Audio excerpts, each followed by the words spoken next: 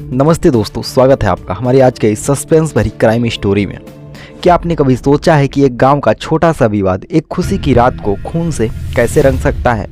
आज हम बात करेंगे गाजीपुर की उस एक रात की जब एक शादी का जश्न मातम में बदल गया। एक दूल्हा जिसके सपने अधूरे रह गए और एक रहस्य जिसने पूरे शहर को हिला कर रख दिया।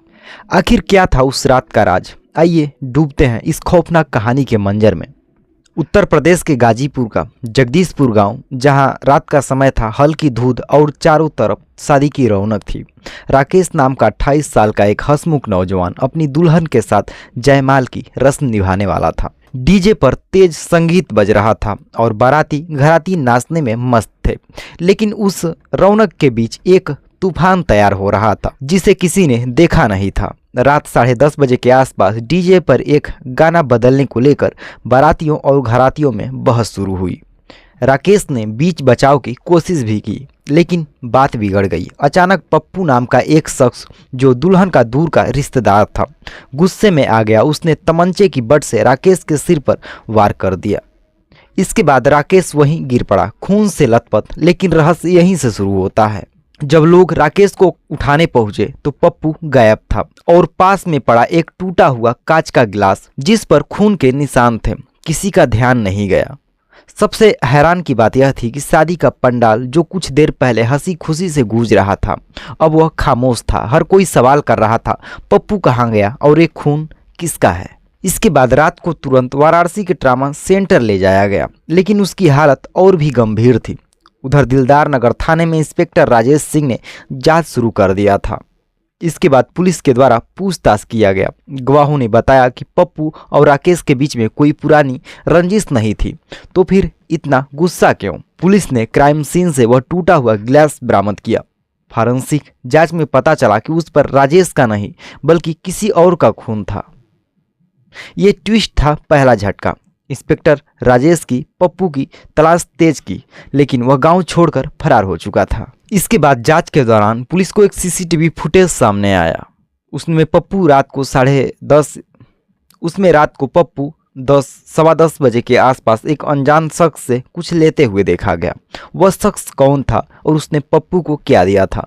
पुलिस ने उस अनजान शख्स की तलाश भी जारी की और जब दूसरा ट्विस्ट सामने आया, वह शख्स कोई और नहीं बल्कि दुल्हन का चचेरा भाई अजय था। अजय से जब पूछताछ किया गया तो उसने कबूल किया कि उसने पप्पू को तमंचा दिया था क्योंकि वह नहीं चाहता था कि यह शादी हो। वजह राकेश और दुल्हन की शादी में अजय की बहन की शादी का टूट रही थी, जो राकेश से पहले तय थी। तो दोस्तों, क्या आपने कभी सोचा है कि ईर्ष्या और बदला कितना खतरनाक हो सकता है? लेकिन जो कहानी थी, यह कहानी यहीं खत्म नहीं हुई। इसके बाद राकेश ने अस्पताल में ही दम तोड़ दिया। इसके बाद उसके पिता ब्रिगेडियर राम, जो कि उसी मामले में घायल थे, अभी भी जिंदगी और मौत से जूझ रहे हैं।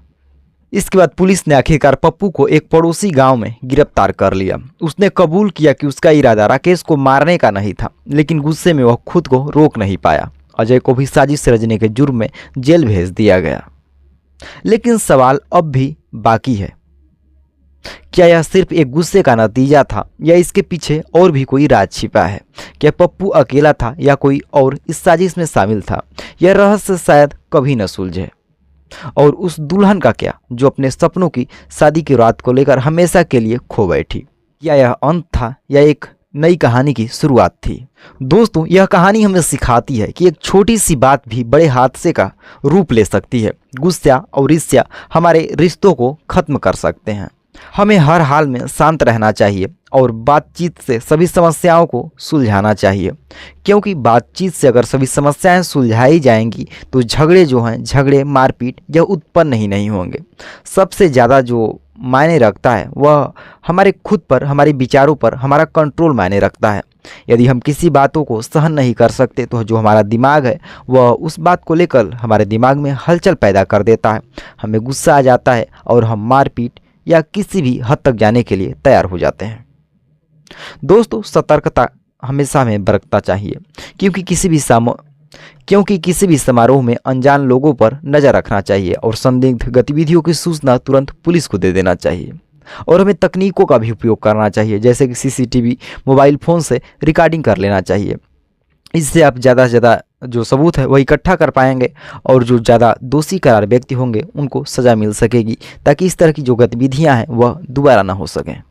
और दोस्तों, अगर यह आपको यह सस्पेंस भरी जो कहानी थी, यह सच्ची घटना थी, अगर यह पसंद आई तो हमारे चैनल को सब्सक्राइब कर लीजिएगा, क्योंकि हमारे चैनल पर इसी तरह की जो सच्ची घटना होती हैं वह सच्ची घटनाएं आती रहती हैं। तो चलिए मिलते हैं तब तक के लिए किसी और नई सच्ची घटना के साथ। तब तक के लिए वीडियो को वैसे ही ख़त्म करते हैं और तब तक के लिए जय हिंद, जय भारत।